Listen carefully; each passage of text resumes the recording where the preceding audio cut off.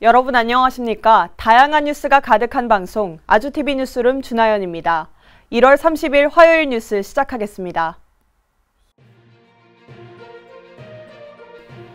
이태원 참사 진상규명과 재발방지 및 피해자 권리 보장을 위한 특별법안에 대해 제2요구안이 의결됐습니다. 2월 임시국회가 다음 달 19일 시작됩니다. 법안 처리를 위한 본회의는 2월 마지막 날 진행됩니다. 국민의힘 한동훈 비대위원장이 총선 비례대표 선출 방식 결정이 늦어지는 건 민주당 이재명 대표 때문이라고 지적했습니다. 다음 달부터 자본시장 불공정 거래 신고자에게 지급되는 최대 포상금이 30억 원으로 상향됩니다.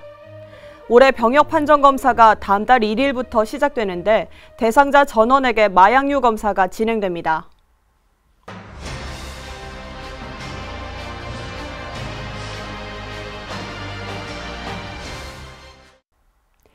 최근 야당이 단독으로 이태원 참사 특별법안을 통과시켰죠. 오늘 국무회의에서는 이 법안을 재고해달라는 안이 의결됐습니다.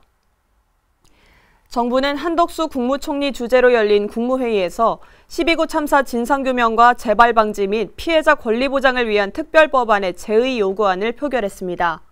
아울러 피해자와 유가족에게 재정 지원과 심리 안정 프로그램을 확대하고 영구적인 추모 공간을 세우는 등의 내용을 담아 종합 지원 대책도 발표했습니다. 앞서 이태원 참사 특별법은 야당에 의해 국회 본회의에서 단독 통과돼 지난 19일 정부로 이송됐습니다. 윤 대통령이 오늘 의결된 제2요구안을 제거하면 특별법은 국회로 돌아가 재의결 절차를 밟아야 합니다. 정부는 특별조사위원회의 업무 범위와 권한이 과도해 헌법에 어긋날 수 있고 위원회 구성 절차가 공정하지 않았다는 등의 이유를 들어 제의를 요구했습니다. 또 유가족과 협의해 실질적인 지원과 예우 추모에 집중하겠다면서 피해 지원 위원회를 구성해 지원을 다방면으로 강화하겠다고 약속했습니다. 2월 임시국회가 다음 달 19일 시작됩니다. 법안 처리를 위한 본회의는 2월 마지막 날 열기로 여야가 합의했습니다. 2월 임시국회는 다음 달 19일, 본회의는 그로부터 열흘 뒤인 29일에 열릴 예정입니다. 김건희 여사 주가 조작 의혹과 대장동 50억 클럽 의혹 특검 도입 법안을 뜻하는 이른바 쌍특검법이 재표결될지 관심이 쏠리고 있습니다.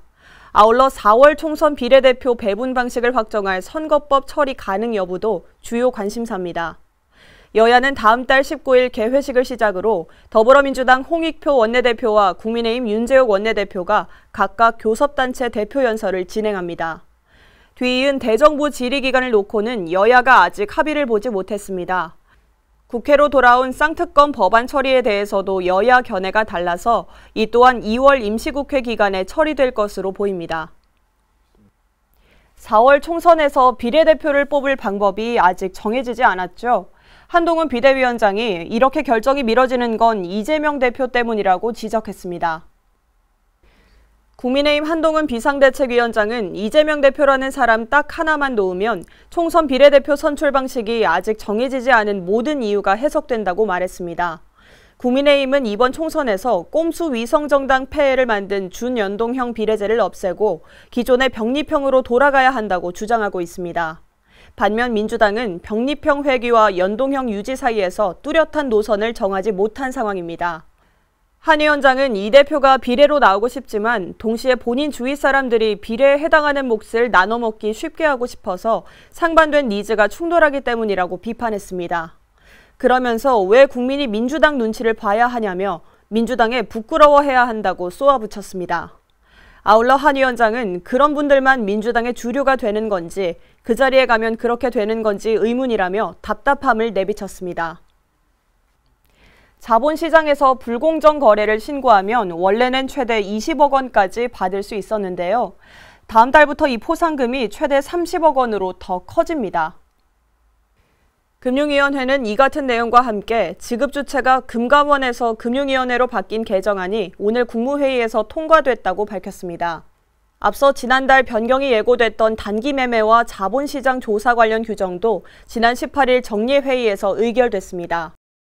이번 개정은 금융위원회가 지난해 9월에 발표한 자본시장 불공정거래 대응체계 개선 방안의 후속 조치입니다. 개정된 내용은 혐의자가 부당이득을 취했을 경우 범죄 규모에 따라 포상금도 커지는 것을 골자로 하고 있습니다. 따라서 신고자에게 지급되는 포상금이 전보다 약 1.8배 오를 것으로 보입니다. 변경된 내용은 개정 시행령이 공포되는 오는 2월 6일부터 시행됩니다. 올해 병역판정검사가 다음 달 1일부터 오는 12월 6일까지 진행된다고 병무청이 밝혔는데요. 대상자 전원이 마약류 검사를 받게 됩니다. 병역판정검사 대상은 올해로 19세가 되는 2005년생 남성이며 대상 인원은 22만여 명입니다. 병무청은 하반기부터 이병판정검사와 신체검사 대상자 전원에게 마약류 검사를 할 예정입니다.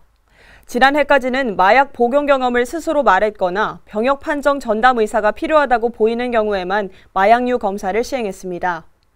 하지만 최근 마약이 심각한 사회 문제로 떠오르며 마약 중독자의 군 유입을 특히 차단해야 한다는 지적이 나오자 검사 대상을 늘린 것으로 보입니다. 검사 대상에는 필로폰 대마초 등 기존 5종에 벤조디아제핀과 케타민이 추가됐습니다.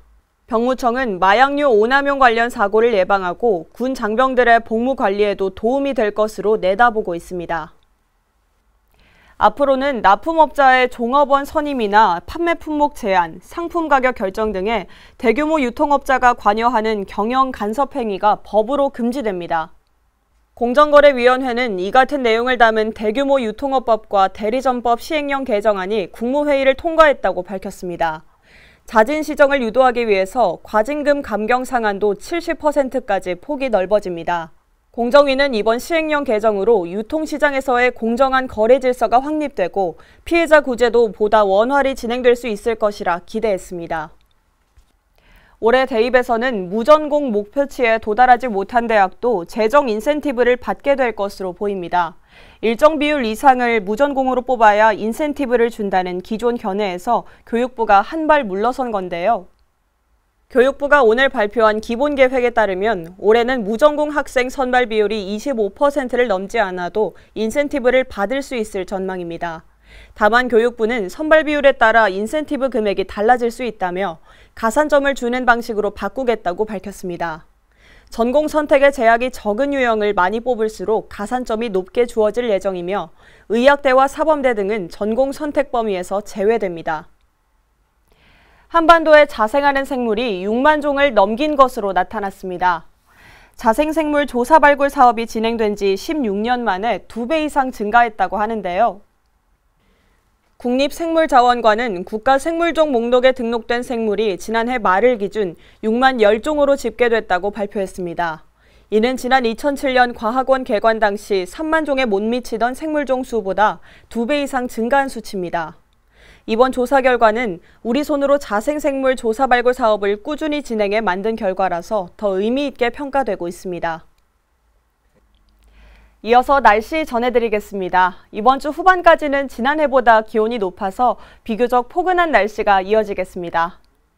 오늘 서울의 낮 기온은 7도로 어제보다 2도 정도 높았는데요. 내일은 9도까지 오르겠고 목요일과 금요일도 예년 기온을 크게 웃돌면서 바깥 활동하기 수월하겠습니다.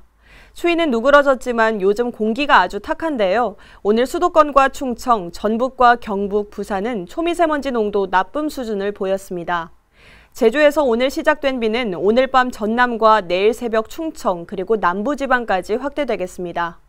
내일까지 제주에는 5에서 30mm, 전남과 경남은 5에서 10mm, 충청과 경북, 전북 지역에는 5mm 안팎의 비가 내리겠습니다.